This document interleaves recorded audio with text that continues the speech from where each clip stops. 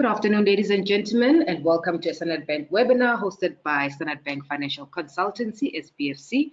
My name is Keto Kunene, and I am the host for today. Our presenter is Mr. Errol Meyer, which you all know, but I'll tell you a bit more about him for those who are new to the session. But before I direct to him, today we're looking at the Budget Speech 2020, Taxes Relevant to Creating Wealth. But before we get into that, let's do some housekeeping, just two things. First off, please make sure your sound is as loud as possible so you can hear the whole session nice and clear. On your taskbar at the bottom of the screen, when you find your volume button, just put that all the way up. And then questions, if you have any questions, there's a panel on the right-hand side of your screen. There's a title that says questions there. If you have any questions during the session, please just type it in, and then we'll be able to take it up at the end of the session. And then I just want to make sure the sound is good for majority of us. That indicates that I can go on. So if you just click, there's a small high five on the very same panel I'm talking about on the right-hand side of your screen. If you just click that high five, it's a small hand that indicates to me that you can hear, and then I can be able to continue. Thank you, Savannah. I see your high five. Thank you, Pumlani Ntanzi. I see your high five. Kuban, I see your high five. Grace, Gavin. David, Brad, Aubrey. All right, high fives going up. That's very good. Thank you so much, guys, for those high fives. So Errol Meyer is our presenter and our speaker today. He's a certified financial planner and an admitted advocate of the High Court SA. He holds qualifications in finance, law, teaching, and taxation. He's authored a book, Notes on Estates and Financial Plans, now prescribed for many universities, if not all. He's a renowned lecturer, examiner, and moderator for various universities in South Africa. And he previously worked as a legal advisor for corporates and as a tax advocate for SARS. And he currently holds a position of advisory propositions legal specialist here at Standard Bank. So he's going to be taking over for us there. Thank you so much, ladies. For me, I'm just going to be talking to you at the end of the session. For now, I'm going to hand over to Mr. Errol Meyer, who will take us through the presentation. Errol, good day, and thank you so much for your time. There we go. Thank you, Kitiwe. All right, here we go. Good, so the topic today is the Budget Speech 2020, much anticipated and quite a lot speculated. And the funny thing is that all these speculations, everyone just got it about wrong. And that's a little bit worrisome, but it was a welcome surprise. And I guess we can start looking at what's going to happen next year. So I thought that instead of talking about all the tax changes and going to detail, of course, the devil will be in the detail when we look at the legislation, but I want to look at it from a financial planning perspective. It's often what was said and what was not said, and what is the relevance of that to estate and financial planning. Things are tough at the moment out there, especially the last 2 weeks with the coronavirus, the dip in share markets, and one has to be really strong to stay on track. And the best thing to do is to go and focus again on those fundamentals, and so that we don't make knee-jerk reactions. And the same applies to taxes. So taxes is very important because it deals with cash flow, and it is relevant in any financial plan. But all these taxes is what we have to look at, and not only one, which is often forgotten.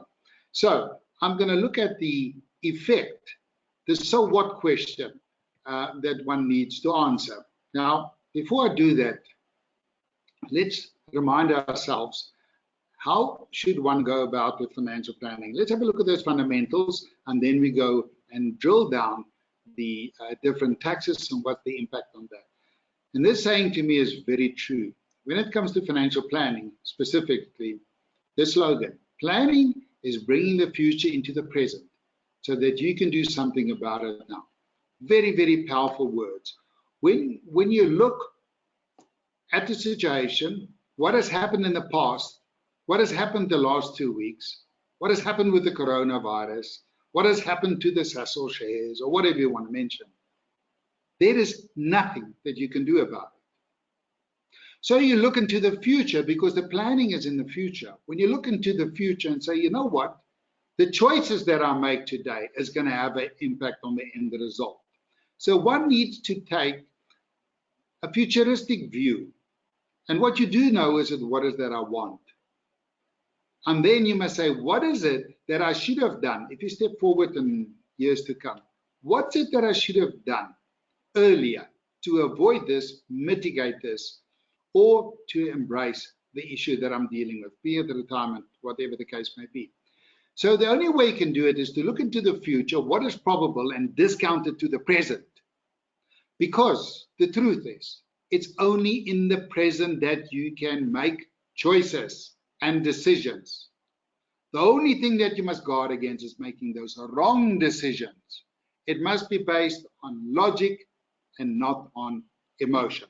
Right. So let's go then one step further and say, we know this. What is it that we want? Because people would tell you, I don't want to pay tax. Well, I get that. The real issue is, why do you not want to pay tax? Once you get to the bottom of that, then it becomes a lot easier. And people may say, well, if I pay this huge amount of tax, there's nothing going to be left for my retirement or for my kids or for spending money or for holidays. Well, isn't the issue then rather what is that you want to do instead of the taxes? Because the taxes is just the impact. It's something you can do nothing about or very little about. So it's always good to remind you of what I refer to as our wealth quadrant. And there it is. You must create value, but you must always do that and be mindful of the goals and giving purpose to that. Now, we all differ. We have different risk profiles. So if you don't want to lead or you think of a very comfortable retirement, you don't need a big house, you don't need a big car, you don't need 2 cars. Well, all you have to do is the value you create must match that.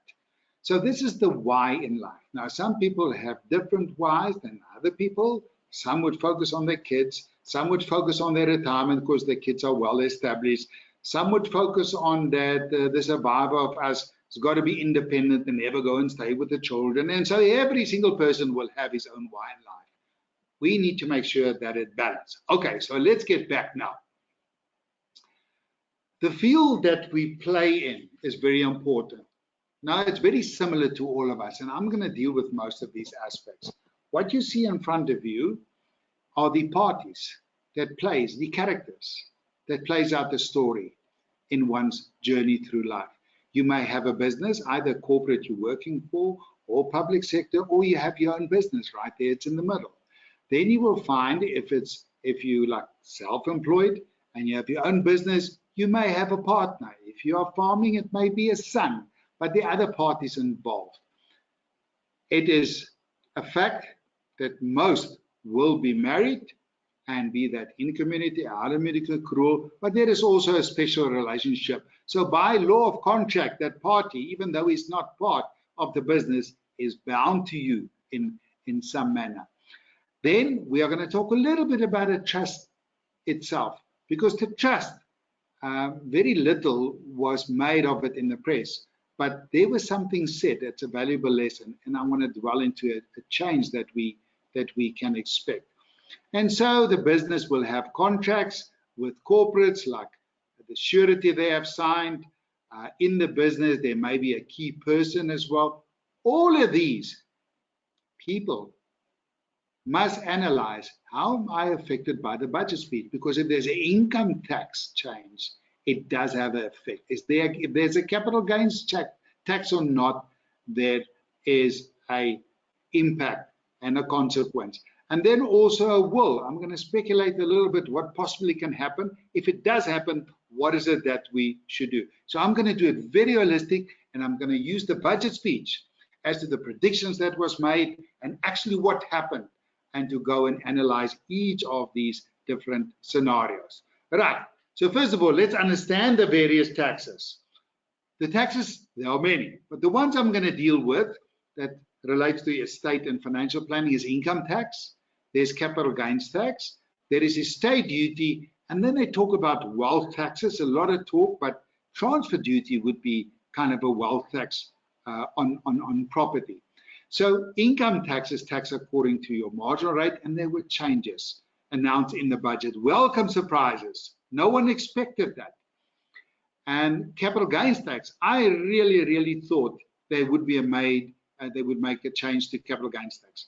But the point is, I often say, the relief you receive this year it may come back later years because somehow we need to pay for it. So I often jokingly refer to as fly now, pay later. Well, be cautious. The relief now doesn't mean it's going to continue. Somehow we need to pay for it in future. So capital gains tax is one that I thought it could fill the gap.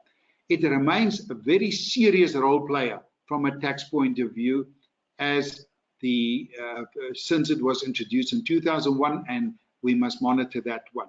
As it is at the moment, is very serious, and I'm going to show you some examples. And then estate duty. Estate duty is seen as a type of a wealth tax by many. It could be seen as a compliance tax often, because people who escaped taxes during their lifetime, big estate, when you die, you cannot escape, and you pay the estate duty. And there were some changes made previously, but this year budget speed, there was nothing, and really I didn't expect anything. And then wealth taxes is the transfer duty, and it could be a possible land tax, rates and taxes, and then there were a lot of talk to introduce wealth tax, but that has moved to the background. So there we go. So let's analyze each one of them now and see what happened in the budget and what is it that we can do. Why is taxes important? Well, it's relevant to financial planning. As a matter of fact, students who study financial planning will find that 50% of the course is made up a good understanding of taxes, not to be tax experts, but really to understand the workings and the impact it would have on financial planning. Often these taxes don't work in isolation, they work in conjunction. Estate duty and capital gains tax on death, they work together. The real issue is not the tax you are paying, but do I have sufficient money at a given point in time to pay those taxes? And then we must be mindful, and I'm going to talk a little bit about that, the tax breaks.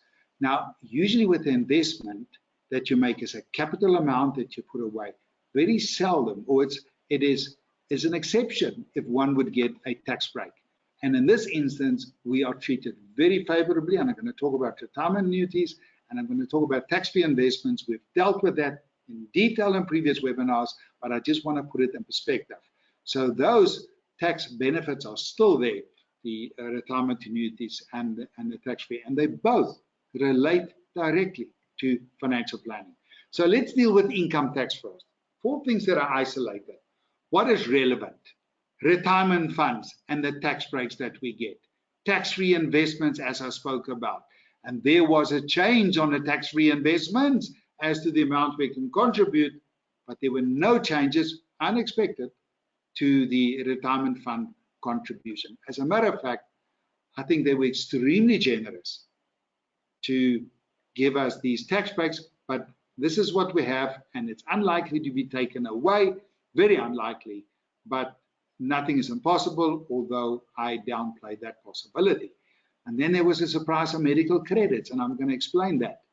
And there's another one, which was overlooked, and this is for the family businessman, is business expenses. It was 1 paragraph in the budget speech, and which is of great importance to us, because a person's business often plays a very important role in the total financial planning or business financial planning. Okay, so let's drill down a little bit deeper and let's have a look at the tax rates. Now, the one there at the top is the one in the year 2020. So on the 29th of February 2020, that is the one applicable. What is important, if you see the last bracket, it's 1.5 is the maximum, and thereafter you pay 45%. People always look at the marginal rate, and so it was speculated that the marginal rate would go up to 46%. There was even talk of a once-off levy, but everyone knew that the brackets weren't going to be adjusted for inflation, or so we thought. And here comes the surprise. So what you see at the bottom is the new tax tables. Now, the interesting thing is that they were adjusted. The so-called bracket creep, it was adjusted for inflation, but mainly for the lower end and not really for the upper end, even though they also received some kind of relief. Because you will see the 1.5 at the top here was increased to 1.577, and thereafter you pay a bigger amount as opposed to the previous one, but still at 45%. Well, you actually have to do the tax calculation to see what's the impact. and it wasn't too bad. So let's just do a quick comparison. So I said I take a middle income earner earn 600,000. I didn't take any medical credits or tax credits into account or age credits, none of that. I said simply comparing apples with apples. Previously, if I earned 600,000, then I would be paying 165,000. But it's fair to say that the person who earned 600,000 last year may receive an increase from his employer, and that may push him in a higher bracket. But let's ignore that for the time being, and let's assume, as is happening quite often in the private sector, there's not an increase for inflation in a person's salary. So let's assume that did not happen. We work on a lot of assumptions, and we compare apples with apples, and I go to the tax tables. I see there's actually a 4,000 relief. But yes, you will tell me milk has gone up from 19 Rand, and now you pay 26, 28, 29 Rand. Yes, there is more, but that is where it goes to budgeting. But the tax actually was a little bit less, although one could argue it did not keep with inflation, and inflation is our real enemy. So let's have a look at the high income. I do exactly the same, and you'll see, before I take the age credits into account, that the payment is actually slightly less. That is the old one. I've just reversed them, and the new one is 569, which is less. So this is the 2021 on the left-hand side. That's the 2020. You'll see that less is adjusted for inflation, coupled then with you paying more for your goods when you go to the Spar or Pick n Pay or Checkers. So it's true you will have less money in the pocket, but at least it just doesn't go up. So that is so-so. Retirement annuity is one of the best tax neutralizers ever. Remember, when you claim the deduction, the full amount is allocated to you. The only thing is you can take up to a maximum 1/3. In general, 2/3 you must use as an annuity, but the point is that all the monies remains to be yours, and you will reap the benefit of that. So we've dealt in previous webinars in detail, but the point is 27.5%. So when you look at the person who earned 1.6 million, I can claim 27.5% of that, but it may not be more than 350,000, which is a massive, massive amount available. Will they change that? It's unlikely, although it's been stated it is very, very generous. Because you can see, if you would contribute more, as it says here at the end, if you contribute more, then you can carry out to the following year of assessment. And still, if you go into retirement, you can set it off your lump sum. And still, if you don't take a lump sum at the retirement, you can set it off against future annuities. So when they talk about the retirement annuities at the bottom, they're talking about the compulsory annuity or pension that you have to buy. You can set off against that. Tax-free savings, what a surprise. So they say, well, you are limited, that you cannot contribute more than 33,000.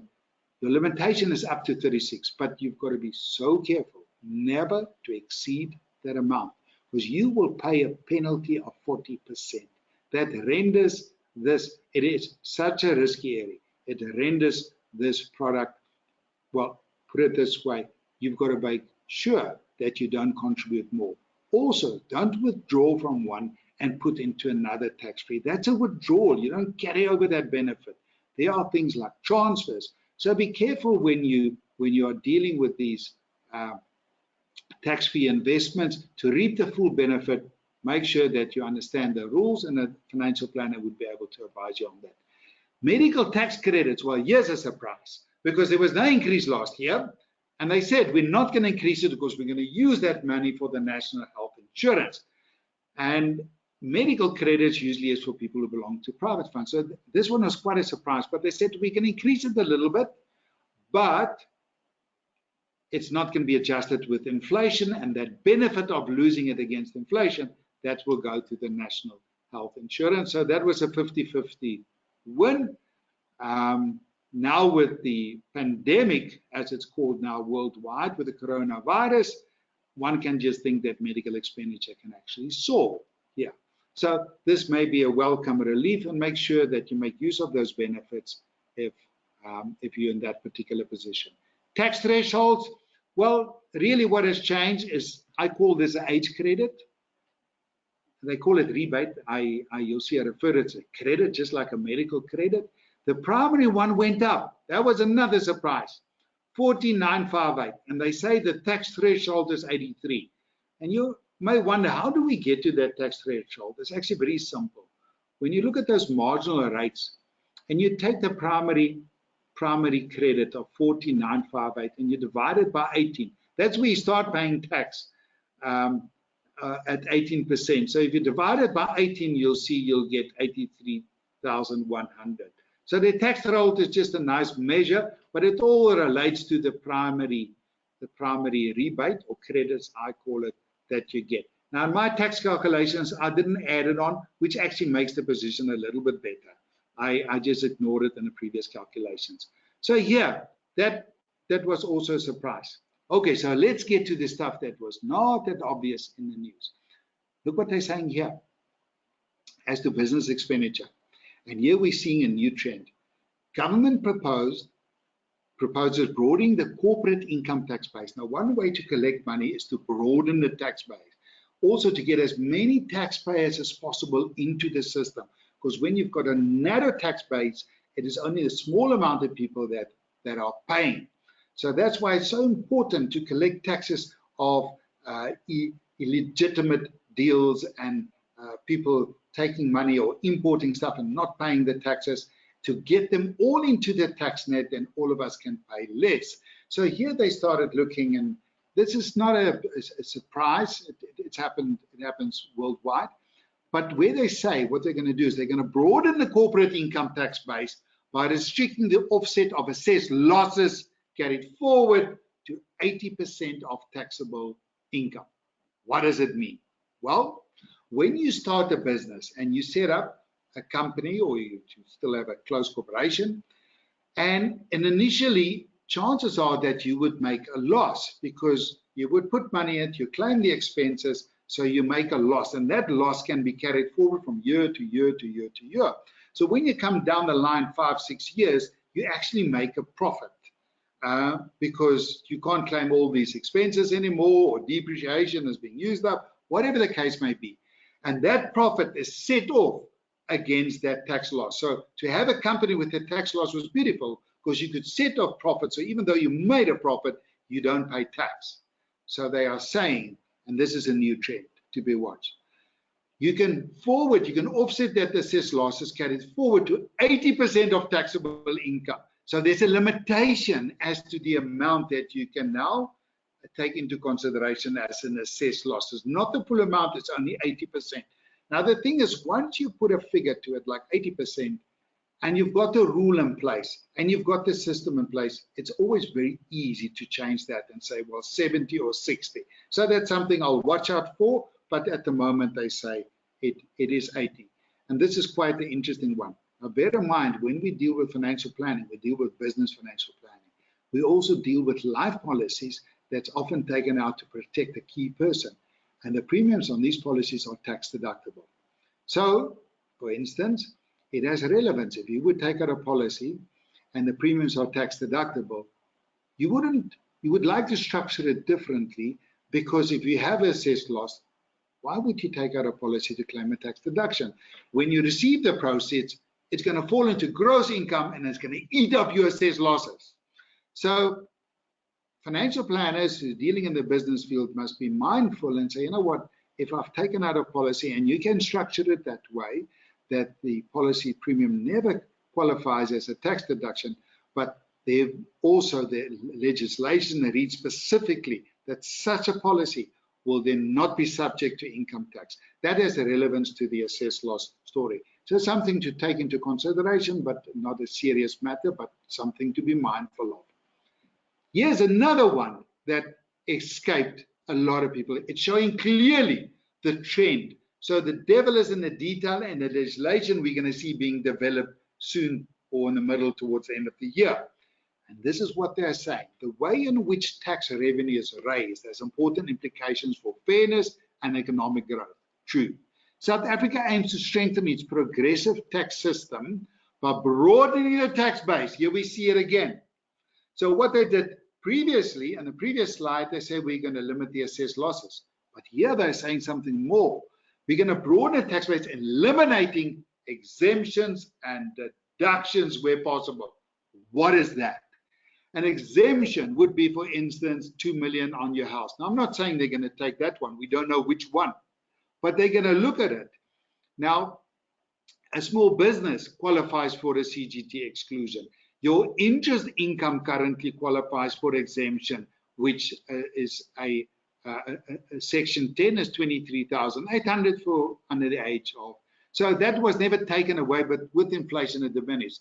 But that is an example of an exemption. Another exemption would be the tax-free investments. Now, it's hardly unlikely for them to increase the limit and then to take away. So we're kind of safe with that one, the tax-free investments.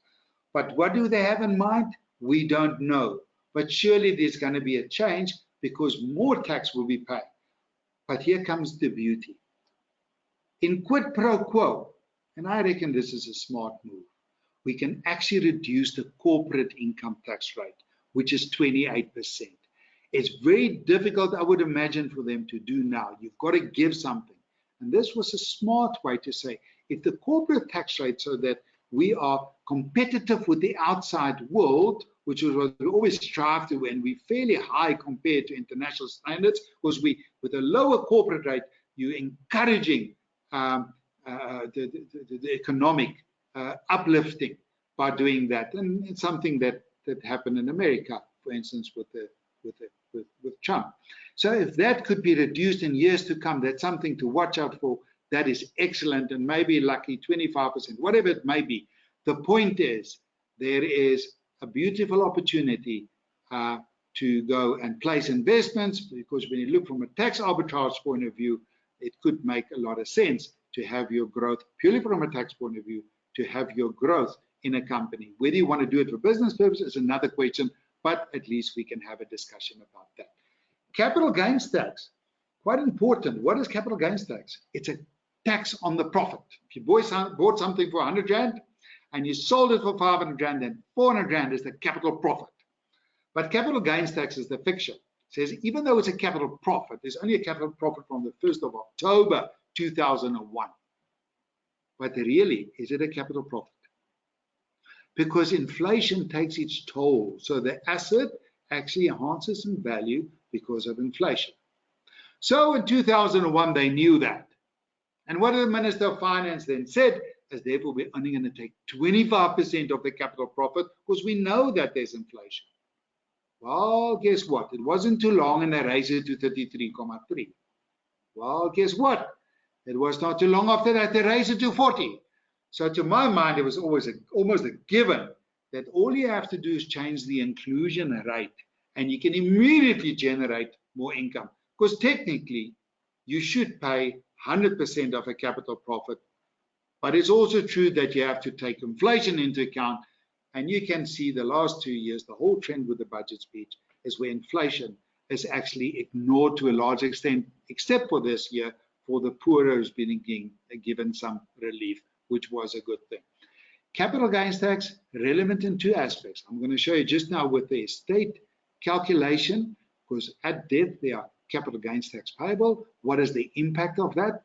But while you're alive, tax-free investments. The real value of a tax-free investment is that it's a long-term investment. And in the long term, you have growth assets in your portfolio. And you have growth assets, these assets are subject to CGT. If you have it in a tax-free investment, you escape that CGT. So with other words, there's less risk to your portfolio. But that we have dealt with in a previous webinar in detail. Now we have the opportunity to contribute up to 36,000 without paying penalties. Not a deduction, but you may not pay more than 36,000 per annum. Good. So let's get to estate duty. Estate duty is a tax payable on death. The rate is 20%, and the Davis Tax Committee made some recommendations, and I say, you know what we should do? We should perhaps push the rate up to 25%. And but this is not the money spinner. I think 2 or 3 years ago, they only collected about 100 million, which is a drop of water in a bucket compared to VAT and personal income taxes. It really didn't make much of a difference. However, the law was changed, so it was unlikely to expect a change. And yes, quite correct, it did not happen. What the Davis Tax Committee says, you know what? And here we're talking with the abatement, which is similar to an exemption from income tax point of view. Whether they meant that as well, we're not quite sure. Maybe it's only the income tax. But the estate duty abatement is 3.5, fairly generous. It was recommended it should be 15 million, so we haven't seen that. Increase in estate duty 25, we saw that about 3 years ago. So it's only over the 30 million worth of assets. So that didn't change, a bit of planning, but it was not a big thing. One deduction that is important from estate duty and capital gains tax, spouses rollover. Davis Tax Committee said that we must remove the spouses rollover. What is that? If I've got 10 million, I bequeath it all to my spouse, I will pay no estate duty, I will pay no capital gains tax. She will pay it at a later stage. If you take that deduction away, that rollover, it means that the first dying is going to pay, and then the monies are collected up front. If that happens, every person will have to go back and look at his will and see what is the impact. The little you can do to change, right? But what is going to be the impact? Because remember, taxes is all about the cash flow problem.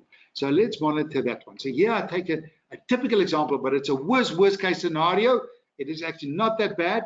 And I assume that no spouses rollover were made use of, or the legislation could be changed, which, by the way, worldwide is not uncommon. So the change that we make in this regard would not be seen out of the ordinary. But let's take a simple example. Here's a client. He's got 5 million in assets, just for purpose of illustration. He's got life insurance, which is a lot compared to his assets of 3 million. Let's say his liabilities of 1 million. So he would say, but I'm kind of okay. I mean, what's the problem? I mean, I've got 5 million. I've got 3 million life cover. That actually is generated at the moment of death. So my estate swells then from 5 million minus the 1 to 8 million minus the 1. But what happens on death? Very simple. First of all, you pay executors' fees. That 3.5%, I've averaged it out. 3.5%, that is going to be Parliament cash. Well, that's not too bad. What about estate duty? How much is that? Well, based on this, 700,000 Rand. It needs to be paid in cash. And here's the real one that I'm worried about. Because I said estate duty is unlikely to change. If it does change, it's not a big thing. Capital gains tax is the one that we must worry about. How much capital gains tax will you pay if there's no spouses rollover? And we assume that the assets are subject to capital gains tax. The life insurance is not, by the way. Only the assets are 5 million. And that amounts to 846,000. This means that this person has got life insurance liquidity of 3 million. Upon death, he is going to pay out just about all of it. So if you haven't planned for that, if your thinking was that 3 million is going to be for my kids and education, etc., then think again, because those monies has to be paid. And this is the most valuable thing, is to do a little liquidity analysis upon death. And this is where you start with estate planning. And this is why taxes are so important. Now, technically, with the estate duty, it should be actually less, because the capital gains tax qualifies as a deduction. And so the taxes interact. I just took a very simplistic view. It cannot be worse than that, but trust me, it can still be a significant amount that needs to be paid. If you have a situation, for instance, you have a spouse, you don't have liquidity in your estate, and she must take over the house, and there's not enough money to settle it, and she has to take out a bond, and she doesn't have an income, she's got problems.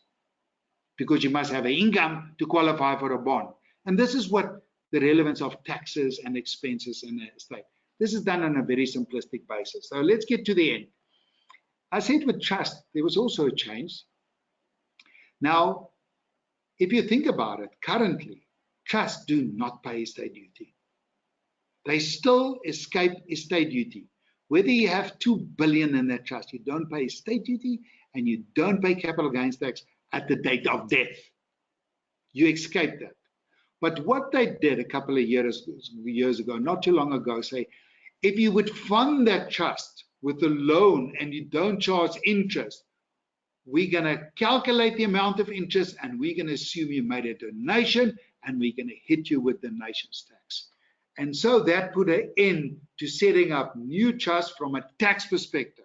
The trust that you use for testamentary trust and where it's vested in terms of the will, they all fine and okay. But the trust that they use to save on estate duty, it has been attacked, but only in respect of that loan that you would make to the trust and you don't charge interest. If you charge interest, it's not a problem. But usually people don't pay interest because they've got capital assets in the trust and that cannot generate. When you die, the assets in the trust still escape estate duty. But because you have the loan account and you didn't charge interest. So what did people do? Now, this is a typical knee-jerk reaction. They say, I don't want to pay taxes. They never went back. I say, why don't you want to pay taxes? I'm not encouraging to pay tax. I'm saying, why don't you? Let's find that reason.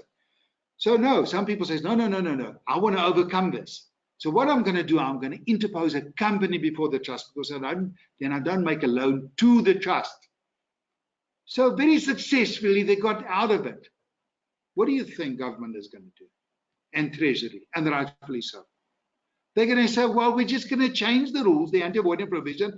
If you would make a loan to the company, and that company is then connected to that trust, and somehow there's certain criteria, then you're still going to fall foul of this legislation, and you're going to be taxed. Some people still wanted to go ahead and get that tax break. So they put structures in place and they had all kinds of things that they were doing. They would on loan, and the loan they would split amongst beneficiaries, all kinds of difficult things. So guess what happens? They change the legislation again.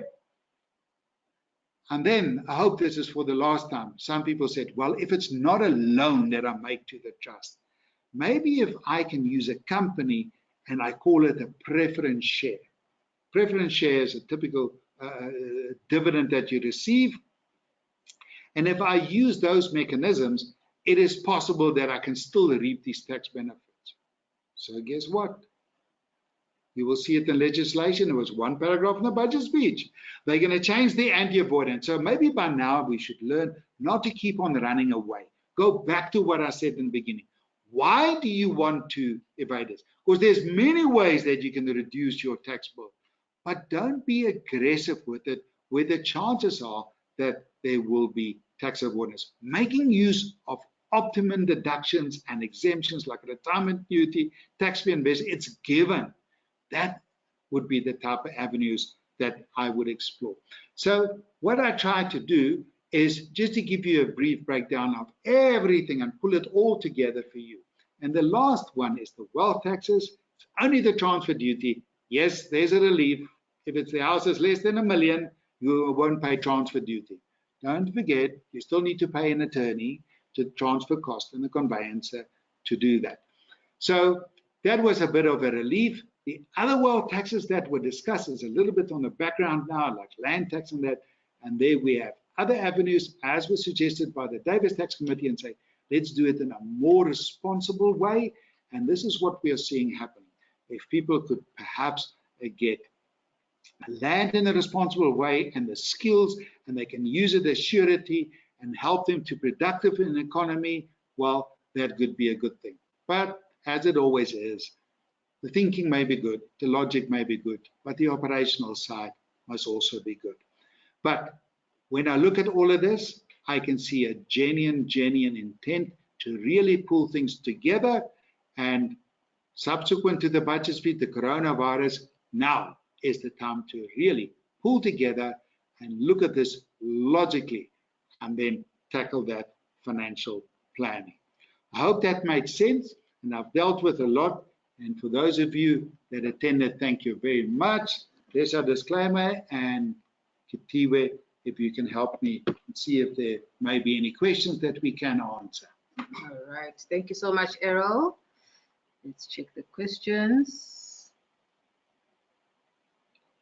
And it seems like there are no questions. Well, that could be a good or a bad thing, but I will take it as a good thing. Diva, thank you very much. Thank you, Errol. And then just a last note, the recording is available and will be posted on the Standard Bank YouTube channel in a couple of days. So if there's some points that you want to re-listen to and go back to, it will be available there. The thank you note will come out in a day or two. It will have the link to the Standard Bank YouTube channel where you can then catch that recording.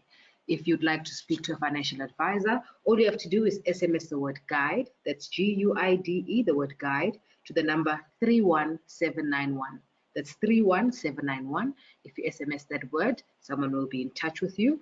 And then if you can also email, if you don't want to use the SMS line, you can email SBFC Voice and Digital at standardbank.co. That's SBFC Voice and Digital at standardbank.co.za, and in the subject line just say financial advisor to contact me, and then one will definitely be in touch with you.